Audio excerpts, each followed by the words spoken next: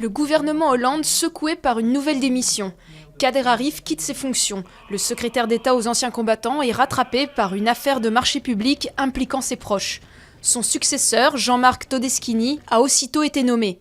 C'est le deuxième départ en 2 mois au sein de l'exécutif, après celui de Thomas Thévenoud, évincé pour ne pas avoir payé ses impôts.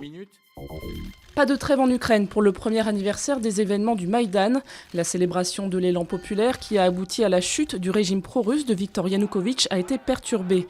Kiev accuse Moscou d'avoir effectué des tirs d'artillerie sur le territoire ukrainien. Le même jour, les partis pro-occidentaux, vainqueurs des récentes législatives, ont annoncé la création d'une coalition assez forte pour amender la Constitution.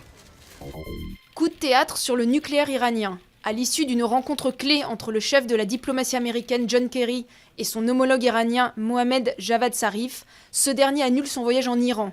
Quant à Kerry, il ne confirme pas sa venue à Paris pour se réunir avec ses homologues européens. Cette nouvelle rencontre à Vienne entre les deux hommes avait pourtant été jugée décisive après des mois de discussions techniques. Des divergences majeures plombent toujours les négociations avant la date butoir du 24 novembre. Malgré les rancœurs et la crainte d'une nouvelle escalade, des milliers de musulmans ont répondu à l'appel à la grande prière du vendredi sur l'esplanade des mosquées.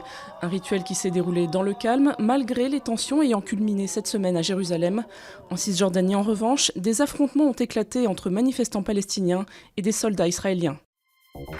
Chirac, Hollande et Juppé réunis au Quai Branly. L'occasion d'une rencontre peu banale entre l'actuel président et le maire de Bordeaux, qui brigue l'investiture de l'UMP pour la prochaine présidentielle.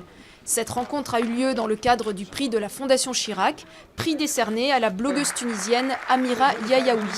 Son action de prévention d'un embrasement en Tunisie après l'éclatement du printemps arabe a été récompensée.